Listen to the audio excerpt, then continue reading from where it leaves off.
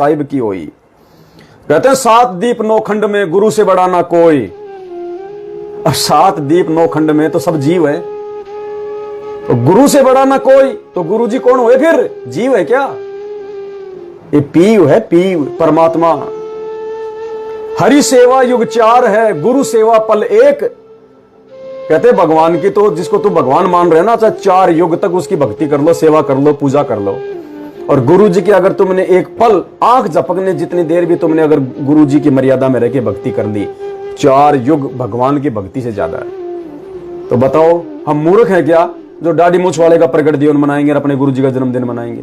हम मूर्ख हैं क्या जो घर के दरबार में दाढ़ी मूछ वाले की फोटो रखेंगे? हम पतिव्रता आत्मा हैं। पतिव्रता आत्मा केवल अपने पति से संपर्क रखती है। और चलो जाते जाते एक परमात्मा का शब्द सभी भाई बहन हम गा लेते हैं, और परमात्मा दया करेंगे तो दास बीच में फिर लाइव आएगा, नहीं तो 8 सितंबर को तो सभी भाई बहनों ने अपने अपने घर पे। कुछ नहीं पुण्यात्माओं, और एक चीज का ध्यान रखना, कोई भी भाई बहन सूजी का हलवा ना बनाए, बेसन का हलवा ना बनाए। और पुण्यात्माओं कोशिश करना हलवे में काजू किशमिश कुछ नहीं डालना, सिर्फ आटे का हलवा होना चाहिए। सतलोक आश्रम बरवाड़ा में या गुरुजी जहां जहां भी भोग लगाते थे या जो पाठ होता था, केवल आटे का हलवा बनता है।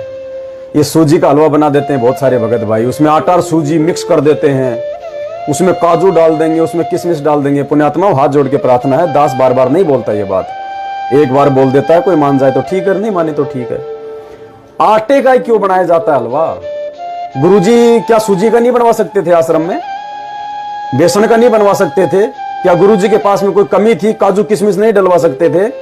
केवल आटा, देसी घी और मीठा, जो भी चीनी वगैरह जो भी थी, आटे का क्यों बनवाते हैं परमात्मा? ये विधान है परमात्मा का। क्योंकि पुण्यात्मा जो गेहूं होता है, गेहूं पूरी सृष्टि में मुख्य अन्न में आता है, मुख्य अन्न है गेहूं। तीनों लोकों के प्राणी गेहूं खाते हैं।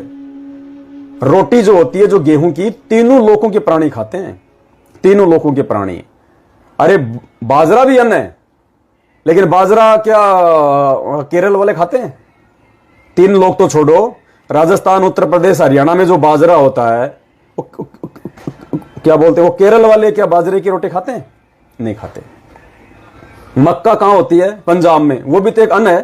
पंजाब के लोग बड़ी शौक से मक्के दी रोटी ते सरसों दा साग खाते हैं, मक्का खाते हैं ना।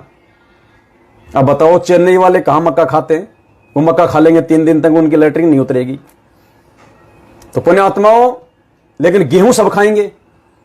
गेहूं साउथ इंडिया में भी खाएंगे, नॉर्थ इंडिया में खाएंगे, उत्तर में खाएंगे, पश्चिम में खाएंगे, पाकिस्तान खाएगा, हिंदुस्तान खाएगा, अमेरिका खाएगा, हर देश का कोना कोना, हर देश का व्यक्ति गेहूं खाएगा। तीनों लोकों में गेहूं चलता है, तीनों लोकों में आटा चलता है। इसलिए पुण्यात्माओं जो गेहूं जो होता है वो मुख्य अन्न में होता है। बाकी तो सभी अन्न है, लेकिन मुख्य अन्न है गेहूं। इसलिए पूर्ण परमेश्वर को आटे का हलवा राम का भोग लगाया जाता है। तो इस चीज का भाई बहन ध्यान रखें। जिसको आज से पहले नहीं पता था वो गुरुदेव से क्षमा याचना करें।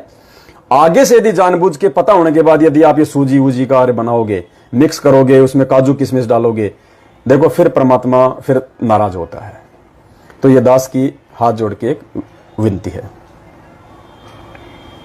रीमा दासी बहन कह रही है, जी भाई दासी ने सत्संग में सुना है आटे के हलवा राम के विषय में।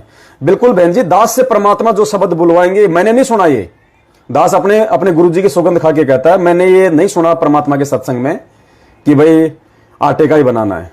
लेकिन परमात्मा अंदर से अपने भगत से जब कोई बात बुलवाता है तो प्रेरणा करता है।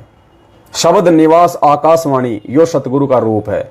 भक्ति मार्ग से संबंधित आपके अंदर जो एक सत प्रेरणा उठती है, परमात्मा कहते हैं वो परमात्मा का रूप है, उनका आदेश होता हो। तो दास को तो परमात्मा अपनी प्रेरणाओं के हिसाब से, अपने आशीर्वाद के हिसाब से चलाते हैं। इसलिए दास कहता है कि जो भी शब्द इस कुत्ते के मुख से निकल जाता है ना, वो परमात्मा बुलवाते हैं। परमात्मा, मेरे शब्द मत समझ लेना आप उनको। और यही गलती करके लोग साथ संगति से दूर हट रहे हैं, यही गलती करके लोग साथ संगति से दूर हट रहे हैं।